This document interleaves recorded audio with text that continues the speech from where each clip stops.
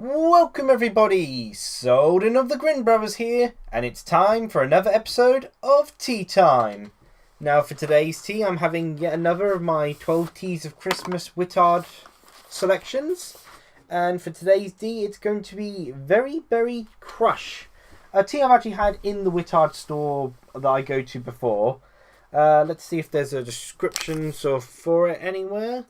Nope, nothing's... Oh, it's referred to as a black tea, I think, which is weird, because I'm pretty sure that's a...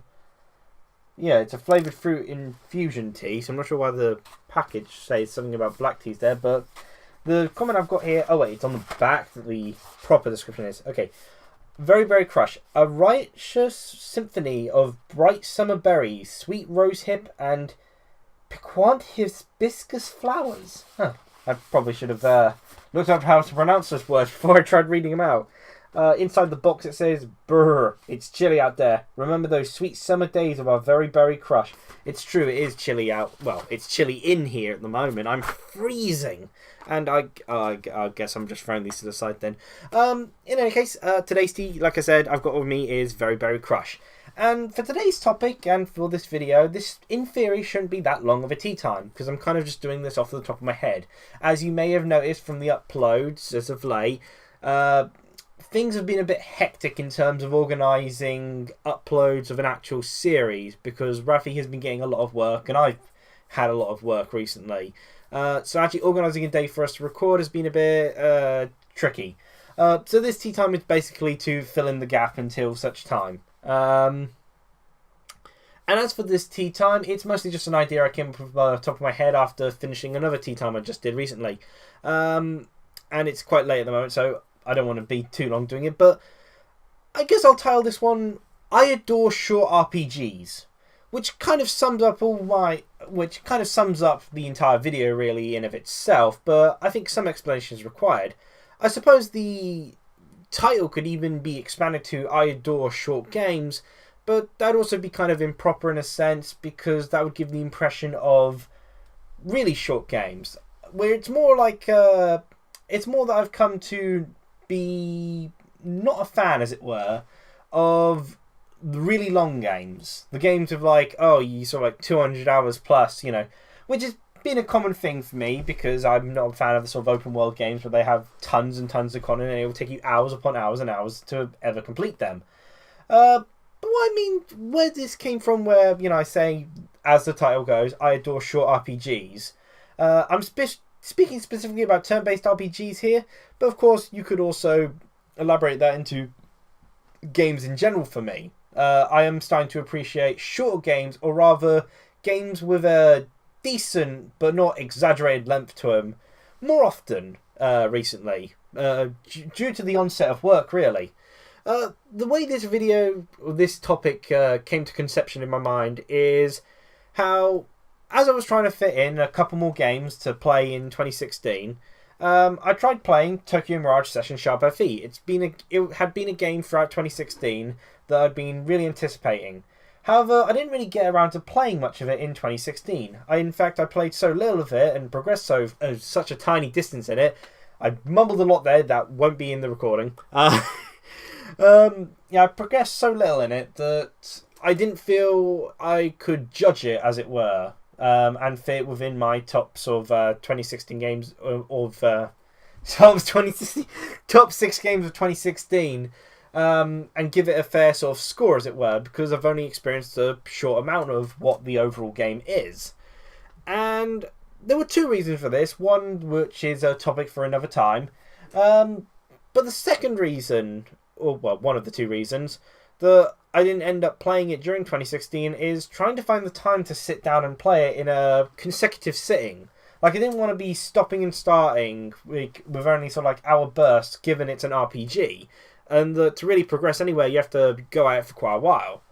And the reason for this was work. My work life, which is not something that I particularly enjoy, was disrupting the time I would usually sit down to play video games, particularly that of an RPG where I'd like to sit down and play for it for a lengthy amount of time.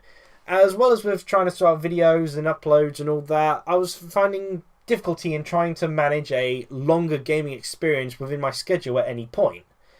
And that's when I sort of thought back after failing to be able to play enough of Tokyo Mirage Session Sharp FE to properly judge it.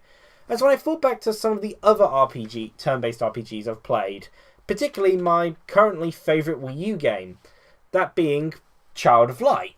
Child of Light is a pretty darn short RPG. It doesn't take a huge amount of time to complete. It's even quicker if you decide to ignore some of the optional stuff. In fact, there's a lot of optional stuff when you think about it. However, almost all of it I feel you're kind of compelled to complete because you could effectively skip most of the characters, having most of the characters on your team. But, you know, they give you compelling reasons to want to actually do those side quests. But it's an option, in a sense, to actually even have that many party members on your team. And there's also trying to find a lot of little bits of paper of sort of poems, sort of giving you insights to the lore of the game. And the lore of the world and the lore of the characters. And again, it's an optional thing, but you felt compelled to do it. But even with all that, it doesn't take too long to complete Child of Light. It's an eShop game after all. It's, you know, digital download, and while it may be lengthy compared to some other games, like say NES sort of 8-bit or 16-bit styled platformer, for instance, for an RPG, it's very short. But I was quite okay with that. I think it could have been lengthened a little bit in terms of the pacing of the story. From what I hear, there was like one sort of like extra chapter sort of dungeon sort of segment that was missed out on. And that's more of a problem I find a little with the pacing of the game. But in terms of the overall length of the game, of how long it took for me to do everything and to complete it, I thought it was perfect in that sense. I was really happy with the time it took for me to complete the game, because it gave me enough time to become a part of the world, to enjoy the gameplay and get involved with the characters, the story, the atmosphere, the artistry, really sort of like get excited for the game. But it never dragged on. I never grew weary of it, and I never started to think, I really enjoy this game, but I've got other games I want to play. Instead, it was like, I can play this and get a lot of it done before I can move on to other games. I don't need to rush, as it were. And that I felt was a brilliant thing about it. And I feel, because I keep an eye out for a lot of video games, I keep an eye out for and pay attention to video games being announced. And honestly, even with this generation being a little lackluster compared to others, there hasn't really been a top 10 game sort of which has broken through that top 10 game list I've already got. At the same time, there are still so many games that I want to play. So many that I never get to play them all within the year that they actually release, and so many that I almost never complete a game because I end up moving on to the next game. And it doesn't help when a lot of games nowadays are becoming longer and longer and trying to fill with even more content. And not just optional content or content that feels optional. Another RPG that doesn't tend to be particularly highlighted as a great RPG per se, but one I feel is actually the best in its series from what I've experienced, is Mario and Luigi Partners in Time. Its criticism tends to be that it is very short, but I feel that's what works so well. It has a lot of good ideas, but they never become stale, because they're never dragged out over too long of a time. The story tells all it needs to, and you get to enjoy the combat and all the sort of puzzles of Mario, Luigi, and the usage of the babies, the new idea for this Mario and Luigi RPG series, to have effectively four characters in it. It never drags on, and you get to enjoy all these things. And there's only one or two little elements where it's like, I wish I had more time to explore that, but you end up finishing it fairly quick, and it's like, it still feels like you've had an experience. Like, you still had a decent enough time to sort of get involved with all of the game's elements and enjoy each of them. And so I don't feel it being a short RPG is a problem at all. In fact, now that I do work at URC and have somewhat consistent work despite my 0-hour contract, I've come to appreciate more and more for its length. Another RPG, and I think this is one very special in how it's able to conduct itself, is the Pokemon series in general. The Pokemon series aren't exactly long RPGs. It doesn't take that long to train up your Pokemon and take on the sort of 8 gyms and clear the main quest. But there's a lot of additional optional things throughout the game. In fact, despite how people complain about post-Pokemon game content, to be fair, it has the most post-game content compared to just about any RPG because it has a post-game. With an RPG, the optional stuff is there, but you always have to do it before you complete the game because most RPGs don't have a sort of like time after completing the game. They may have a new game plus where you restart the game, but they'll often just put you just before the final boss. You know, that's where your save file stops, effectively. You've beaten the final boss, you've seen the ending, but you don't really continue anything else after that. You just go back to just before the final boss. With Pokemon games, you have that effectively after being the champion. You're after the final boss. You've beaten the champion, now you're back in the world, so you can just do all the side quest stuff, like the contests or catching all the Pokemon, that you just didn't do before whilst you're on your journey. And I feel that puts Pokemon in a very special place in being a game where you're able to get a sense of accomplishment in completing it, get to experience all of its different elements at your own pleasure and your own pace. And if you so wish to, you can turn it into a long experience as you do all the stuff as you go along to be on your quest to become the champion, or you can focus on becoming champion first and then leaving the side quests afterwards. So I feel Pokemon as an RPG has a great way of conducting itself in terms of length, because in terms of RPGs, I feel it's the only one that really allows you to choose how, in turn-based RPGs specifically here, choose your own pace and speed for the game. Whereas a lot of other RPGs, you know, there's a compulsion to actually do all the side quests and stuff because they end up mattering so much, often tying heavily into the story. Bravely Default and Bravely Second, for instance, you know, it's like, or like with the Child of Light things, it's like you don't want to skip the side quest stuff because they are so important. Bravely Second is one I'll also bring up because it's a decent length RPG, and whilst you will have to repeat time once from what I've heard, unlike Bravely Default, you're not having to repeat it constantly. And even with having to repeat the events once, Bravely Second doesn't come across as anywhere near as long, and yet at the same time it is packed with content and packed with polish. And it's like, it didn't need to be dragged out like Bravely Default in order for you to enjoy it. It didn't need to be super long in order for you to enjoy this RPG. It's actually a shorter experience, but it's got so much more value within that shorter experience.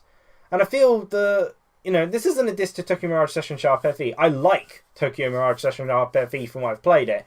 But the fact that I knew that it was going to be a very long RPG was a very daunting thing. And it kind of worried me about when I could fit it within my schedule. What time could I actually get to sort of probably sit down and play it? I feel like I'd have to actually book a week off just to be able to have a lengthy time playing it.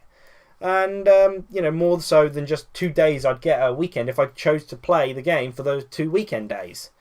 So I feel it's a issue that I wonder what other people feel about it. You know, what are your thoughts on short RPGs, or, well, what would be termed as short RPGs? After all, RPGs, even the short ones, tend to be quite lengthy compared to your regular game. There tends to be quite a lot of content to them. Which is why I'm saying more specifically short RPGs here, although you could argue the case for short games in light of how ridiculously lengthy games have been getting as of late, comparatively. So as I'm trying to get to the point, it's like I'm starting to appreciate short RPGs, turn-based RPGs, even more nowadays. And I kind of wish there was sort of more RPGs which allow me to be able to set my own pace to them and allow me to fit them within my own busy schedule. And honestly, I don't have nearly as busy a schedule as most other people. And that's all I really wanted to say, and to ask what you lot think. I really would like to hear opinions of what your thoughts of RPGs lengths are and game lengths in general, and how you manage to fit them within your own personal busy lives. I'm going to try some Very Berry Crush, even though I know I've already had this tea before.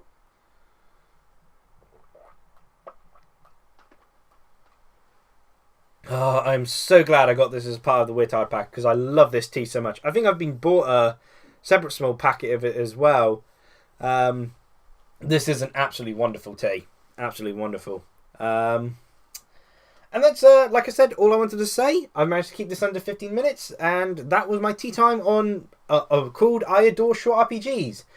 Feel free to share your own thoughts, and cheerio everyone. I hope you enjoyed.